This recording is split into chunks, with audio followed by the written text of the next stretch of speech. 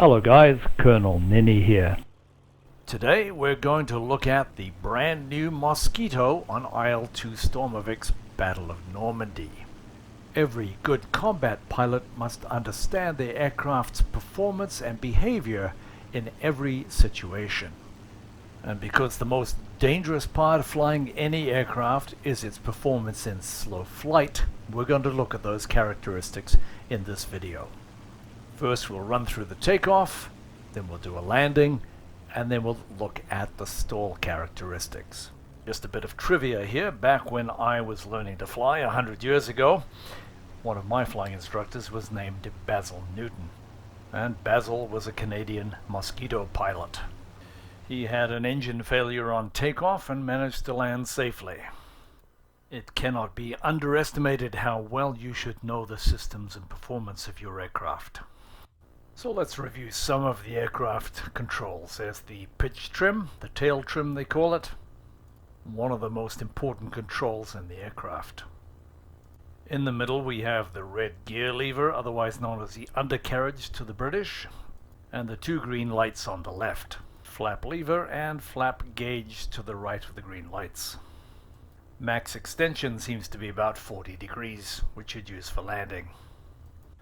Over on the right or starboard side is the fuel system, and then the aileron trim and the rudder trim up top right. You'll need to set those for key bindings. Alright, let's run through the very basic takeoff sequence. Standard single lever brake and gauge. We have basically two Spitfire engines. Your throttles control the boost setting, which is your main power setting. Full power for takeoff, and once you're stabilized, you'll bring it back to 7 inches of boost. As you release the brakes, it's going to yaw to the right, so correct that with a little bit of left brake. You don't have enough left rudder authority until you get some airspeed. Top left hand side is your airspeed indicator. Once it gets to 60 miles an hour, you'll have some control and you can lower the nose. Once the speed reaches 100 miles an hour, you can start to pull it back and rotate. If everything is stable and you're in a positive rate of climb, bring the gear up. Then reduce your boost to 7 inches, and then initially start to climb out at about 150. Unlike the BF-110 or the P-38, where you have twin booms right behind the engines, there's a lot less airflow over the single tail fin on the Mosquito. So full left rudder and judicious use of the left-hand brake will keep you straight on the takeoff run until your tail comes up. Unless you're happy to add to the accident statistics we just looked at. The Mosquito is a very docile and easy airplane to land. You'll want to keep the speed at about 120 for the approach with full flap, and expect to touch down above 100 miles an hour. As you'll notice near the end of the video, our slow flight practice shows us that it stalls about 90 miles an hour in the landing configuration, full flap and gear down.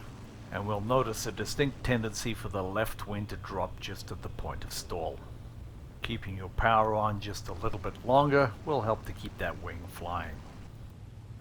So the gear is down and the speed is coming back. On left base, we extend 20 degrees of flap and keep an eye on the airspeed.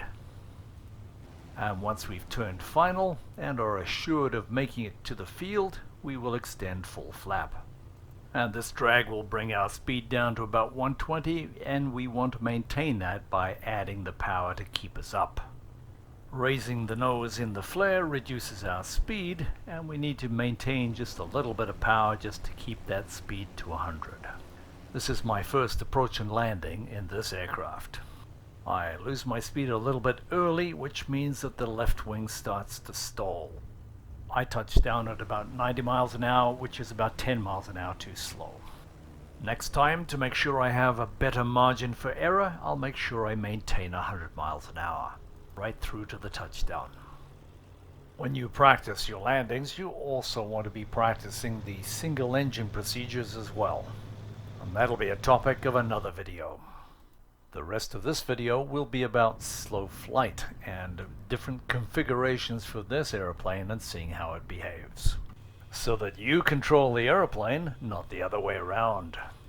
As we lose speed to about 90, you'll notice the left wing will stall first. As in all stall recoveries, we lower the nose to gain speed and add power. This is what it looks like from outside. In climbing or descending turns, the lift produced by each wing may be different, causing one wing to stall before the other. Let's see what happens here in a right turn. In this case, the right wing stalls first. And then, surprisingly, as we recover, the left wing stalls. To recover, nose down, add power. Let's see that from outside.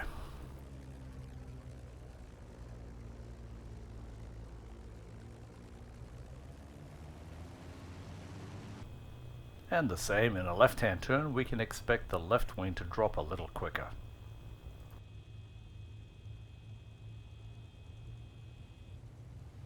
So far, the airplane appears to stall very gently. By putting down 20 degrees of flap, stall characteristics should change. I want you to notice the airspeed indicator at the point of stall in all these maneuvers. Notice also the behavior of the altimeter just below the airspeed indicator. We want to try and maintain our altitude if we can.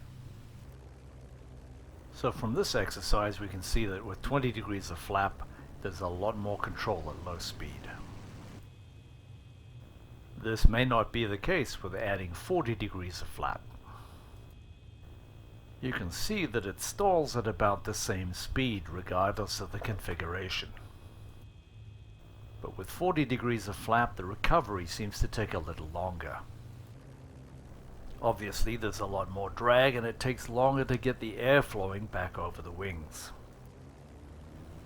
Finally, we enter the landing configuration, which is full flap and gear down. That presents the greatest amount of drag. And because of this, keeping those wings flying, despite the drag, is critical. Because if you stall just above the ground, you won't be able to lower the nose to build up speed and recover. And even so, it's still a very gentle stall, and it's easy to recover with lots of power. So the last maneuver we'll try here is to see how she stalls when we're in a climb with full power.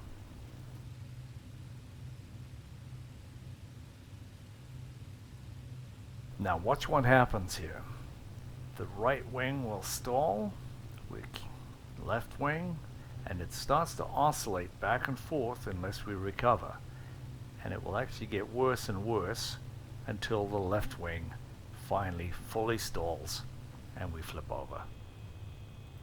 So who really cares about that? Well, I'll tell you what, if I'm a German pilot and I know that the Mosquito is trying to climb away and is about to stall, I know he's going to drop to the left. And then he's dead meat. So now we've run through the possibilities of how the aircraft will stall, we should go through and practice how to avoid the stall by doing maneuvers in slow flight. So what have we learned? We've learned that if we do right-hand turns, we can probably hold this all day at a very low speed and minimal power. It's very stable. But maintaining the same speed in a left-hand turn, you can see it's just on the edge of the stall. It's twitching and wobbling a bit. It doesn't want to stay there. So that's good to know, right? Thanks for watching, guys. Hope you've learned something here. Go out and practice. As always, if you've enjoyed this video, found it helpful, please like it or subscribe. Or if there's another topic you'd like me to cover, please leave a comment. Thank you, guys.